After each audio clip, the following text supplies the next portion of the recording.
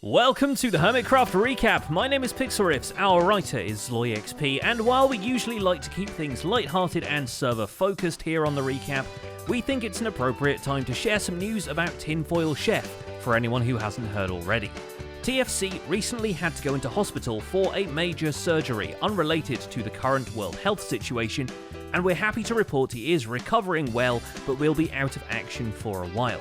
More information about this can be found in the Hermitcraft subreddit thread we've linked in the description, along with links to his channel and ways to support him if you're able. On behalf of the Hermitcraft Recap, we'd like to wish him a speedy return to health. And now back to our regular funnies with assassins, headhunts, spaceships, and backwards capitalism. Grain? Sorry, grain? You think I'm bread? Starting with Rendog, who is still processing trauma through cowboy movies. But he's also undermining himself in a more literal sense by digging out a large area underneath Loser Island in case building upwards becomes too unstable. He'll have to add at least one more layer to his topside house though, because it's the only way his nether portal will link to the nether roof. Well, one thing's for sure, guys, I have never in my life seen a nether like this on a multiplayer Minecraft server. This is absolute madness up here. He's got other problems over at Dead Dog Gulch, which is potentially going to be Dead Cow Canyon soon as the beef thief has upped his ransom, and Rendog's fateful shootout with Doc Holliday M77 doesn't go the way he had hoped. Oh, you got me, Holiday! Having now raised the stakes, Ijevin returns to his base area and to the original idea he had for this season's build. In his own spot of the ocean, he plans out a familiar shape, though not in any familiar block palette, a sizable circle with a tower in the middle he plans to expand both upwards and downwards below sea level. So we kind of have it going up and then it curves around, and we're going to have that go all the way around. And then we have our middle stacks here, which we will have farms in. His on-land lair, in the meantime, provides enough armor for a battalion, or at least a hefty platoon, so the resources are put to good use in the armor shop Jevin opens, which I bet a whole lot of people will confuse for a diorama Rama, seeing how he marks the place with a giant armor stand. Unaware of how well-equipped Jevin is for warfare, Joe Hills tracks him down for an easy double points head game kill, and easy it was, since the guy was AFK at the time. This quickly backfires. Now with a vendetta to execute, Jev chases Joe through his own livestream until the guy falls into Tango's villager breeder, which Jevin then tears through in an attempt to get to the juicy Joe in the center. This seems like a bad thing to be in. How do you get out of this? And Joe is needing help. But Jevin has just offered me 1 diamond block to take no action. Let's see if we can get 2 diamond blocks out of it. Okay, that's a problem. I don't want to move on into the lava. I'm not moving on into the lava. Wait. I'm moving on into the lava. There's a lot of lava moving on. Okay, that is how that went. Well, my own bed was certainly missing or obstructed. It isn't Joe's first time on the chopping block, having been struck down by Corrales while investigating the head game podium, which was enough to make Joe consider creating and enchanting a decent set of diamond armor for PvP defense. Unfortunately, that didn't save him and his equipment from their eventual grisly end in lava. At this point, netherite tools can't come fast enough, and if you can figure out a way to add netherite coated everything else, that might be a good idea too. Yeah, we made 3 diamond blocks in the course of like 10 seconds for apparently no reason. A much less aggressive head game tactic is employed by Cubfan, though dumping a triple spawner's worth of cave spider heads into the score chests is hardly subtle. No more of these heads. Cave spiders. There's a cave spider. No. No spiders. Spiders make Cleo go crazy. Cleo has now something like 400 to 500 spiders? No spiders. They're denied. Spiders are no. Before Cleo tweaks the rules to be more PvP oriented, Cub has already secured himself as the leader of the game, several hundred points ahead of everyone else. Just for him, Cleo introduces a ban on cave spider heads, since by now she can build her entire zoo and the animals in it with just those. Nevertheless, the head games are a smashing success for her. The number of submitted craniums is through the roof. All she has to do is ensure variety, and she'll be set for a whole season. This is where the totally planned all along Phase 2 comes in. Now the Board of Extra Points has several names she wants extra killed, basically a hit list, plus the PvP heads are worth more than the traded or farmed ones. The bounty board shows special bonus point tasks. Take the tag under the bounty when you turn it, add it, and add it when you turn it in. Bounties go into the bounty box.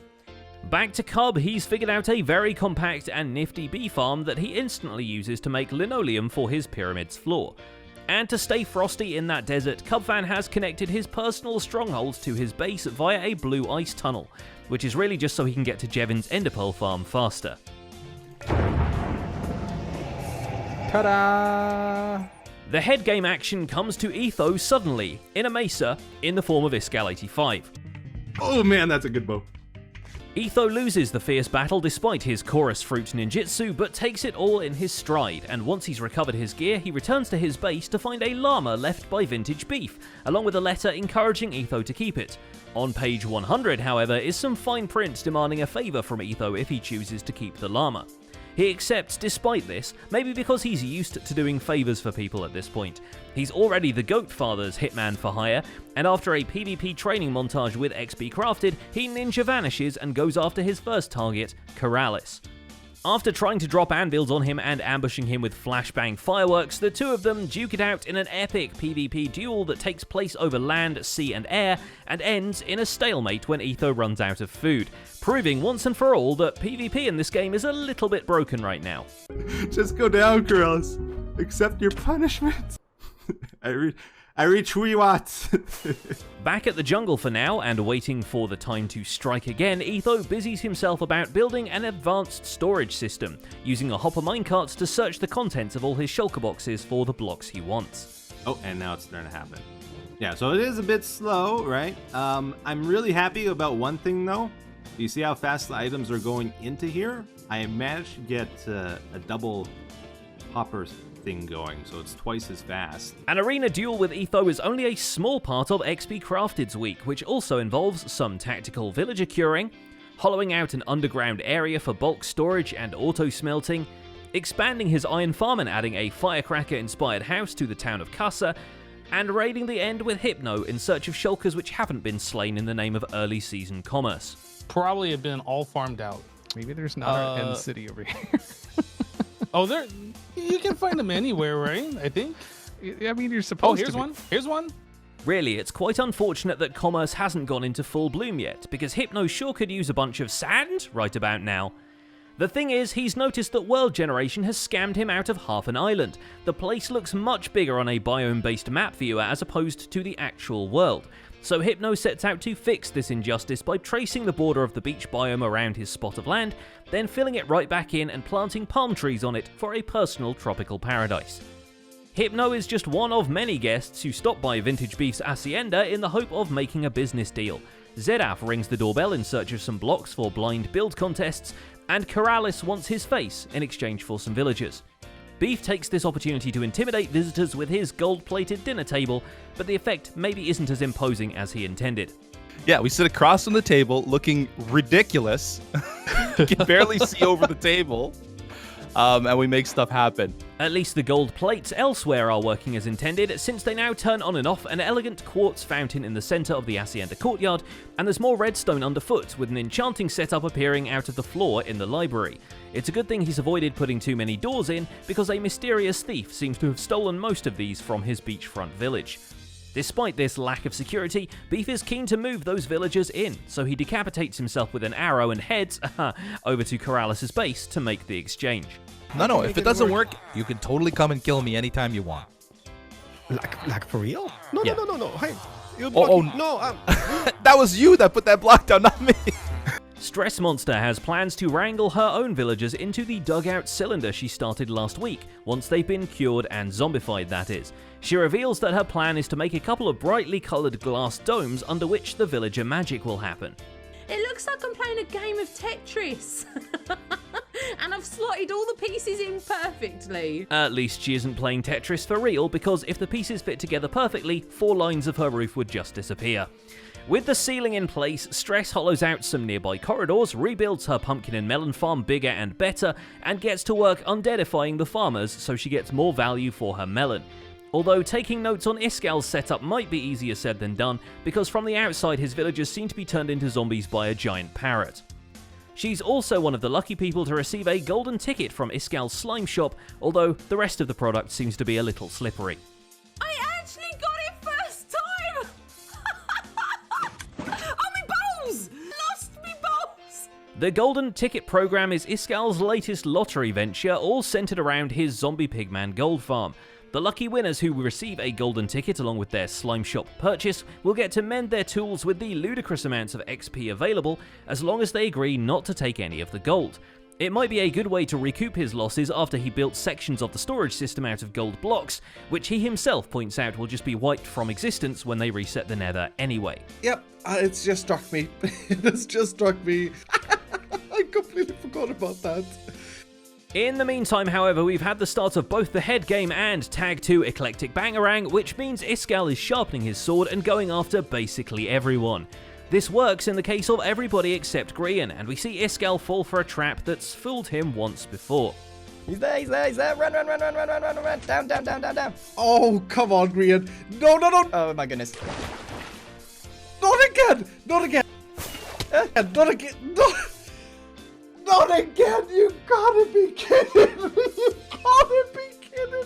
Oh my god, that was so clutch. That doesn't stop him from laying his own trap using Grian's mail delivery system, after crash test dumbing it in creative mode first, and going slightly off the rails waiting for the TNT minecart to drop, which it eventually does, dispatching Grian in a single explosion and officially transferring ownership of the tag to Iskal. Oh, yes! It worked! It worked! And then I can... Oh my... I heard it! Oh no. Where's the... He's got it! And most of all, I'm disappointed that message wasn't even from Mumbo. Azuma Void receives a much less upsetting package, some quality ground Joe Hills had lying around. While not much on its own, actually pretty nifty when you're doing a squid farm.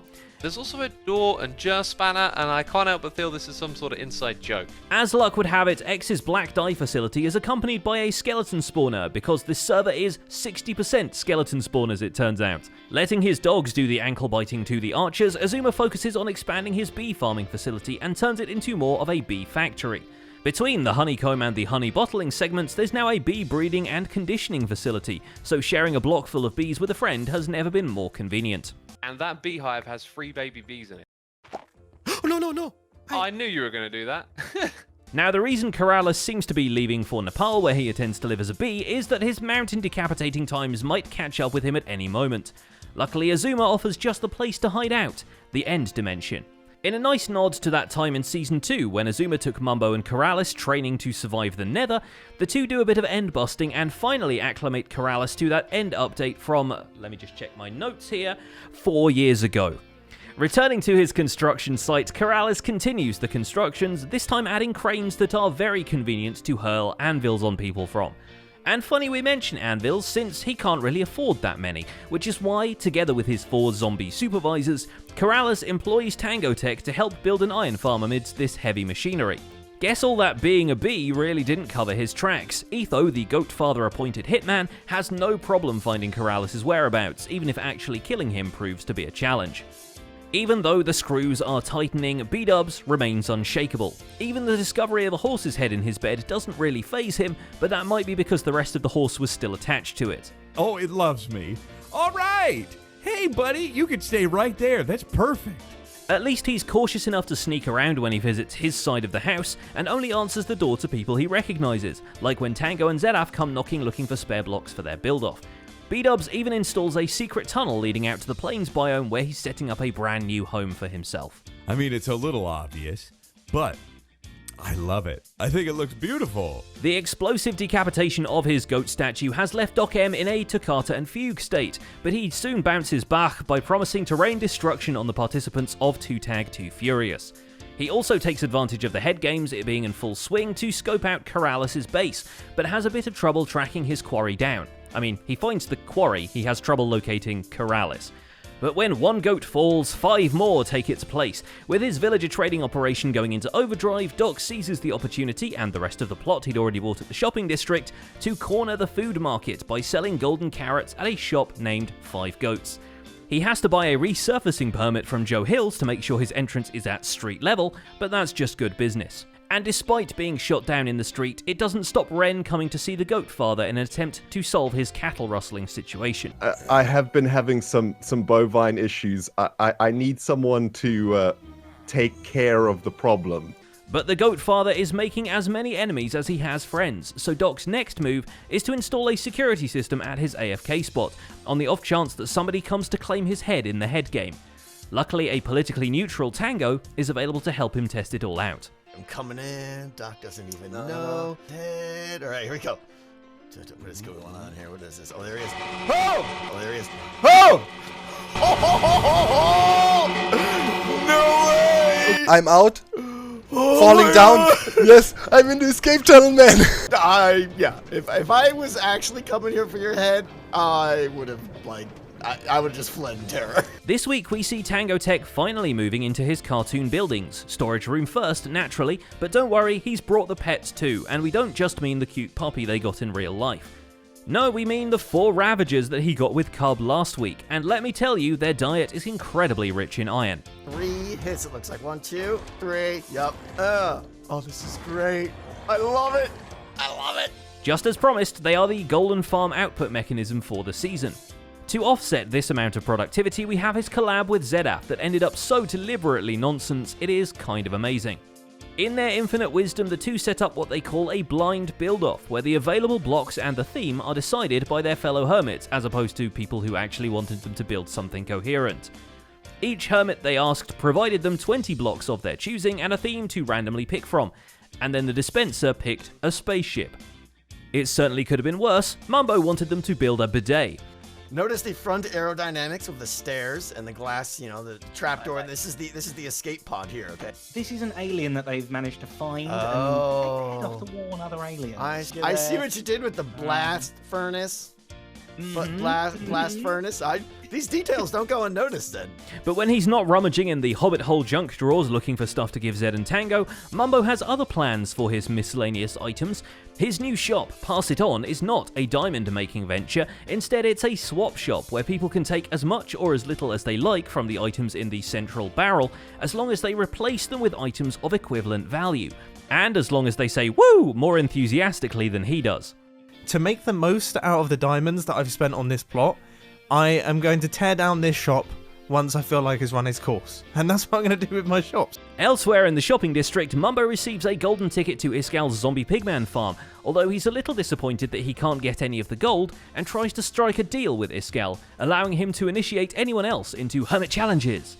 It's a dubious honour that we aren't entirely sure Iskal accepts, unless coming into Mumbo's cleared out base perimeter and growing a bunch of the trees back counts as acceptance. Is the jungle just regrowing as I'm taking it out? No, make him stop. I thought the chunks were loading up. It was this guy. Despite this setback, we finally get a look at how ambitious Mumbo's base plans are. If the octagon from last week wasn't enough of a clue, he begins raising the first of 8 giant spanner-shaped towers on the perimeter, which will eventually reach out towards the central megastructure. For now, it looks clean, it looks stylish, and it ruins the view from his hobbit hole. At least no halflings were inconvenienced in the making of Impulse's base, and some villagers are certainly getting rich thanks to all the quartz he has to buy. He's also removed the Prismarine entirely, but the Guardians can't breathe a sigh of relief just yet, because he's turning a profit at the Guardian goodies store and is determined to increase production of Dark Prismarine to keep up with demand. So, out in the end, Impulse summons first a Mushroom and then the Wither at strategic places under a bedrock gateway, the better to set up a Wither Rose farm, providing black dye without the need to go squid hunting every few minutes. Oh my gosh, I got some junk in here, of course, from the build, but look at this. Oh, this is exactly what... He can now use that time to go headhunting, and he's already got the advantage of his raid farm churning out Vindicator, Evoker, and Pillager heads at a reasonable rate. But the player heads might prove to be a problem with false symmetry on the hunt, unless, of course, they can work out some sort of alliance, which they do. Donating all the heads in False's name, they aim to split the profits 50-50 if they come out ahead of the competition. Well, even if they don't get any of the head game bounty, False is still in for a fortune, because them hermits are buying up the shulker boxes like no one's business. Besides, she has already beaten the final boss, and with a sneak attack, no less. She's definitely gonna know that I'm here. If she doesn't know that I'm here by now... I don't even know who that was. Oh, I missed it. Oh. Ah! If she kills me again... Oh, that's fine. At last, False begins to erect a homestead worthy of her own greatness, though for now it's but a stone foundation for things to come, which you would need building on the soggy oceanside terrain. Say what you will, but at least it's even on all sides and isn't just a facade with nothing behind it. We kid, of course. Grian's mega build is pretty impressive, even if it does look a bit comical for now. No need to beat yourself up about it. What did I just say? No, the gravity-enabled violence is all about the headhunt. It still counts as a PvP kill and requires no accomplices. Truly, the perfect crime to do on a double points day. But not before using the 90 or so levels to enchant every Elytra Scar owns, just so the good stuff doesn't get wasted. In a way, the two actually collaborate on a build. In particular, the creeper farm Grian starts decorating that Scar then takes over and finalizes, which is a nice bit of foreshadowing for the build they will have to sort out between the two of them. Specifically Grian between Scar. You see, after building the Shulkerbox shop that makes us feel bad for calling Azuma's honey shop a mimic, Scar has decided to purchase a whole peninsula's worth of land in the shopping area. Whatever he has planned for that zone you can fit a Sahara in, however, will be interrupted by a tiny plot of land Grian has claimed smack dab in the middle, seemingly minutes before Scar finalized the purchase. He bought the central chunk of all the chunks. Not the one in the water, not the one in the corner. He bought the one in the middle. Now that's what I call a devious plot. And that's about it for this week's recap. Our writer is LoyXP, and my name is PixelRiffs. If you want to see the two of us take down the Ender Chicken in our final episode of our Chicken Block Skyblock series, there's a link to that in the end screen theatre. Don't forget to leave a like while you're still here and subscribe so you won't miss future episodes. Thanks for watching, and we'll see you next week.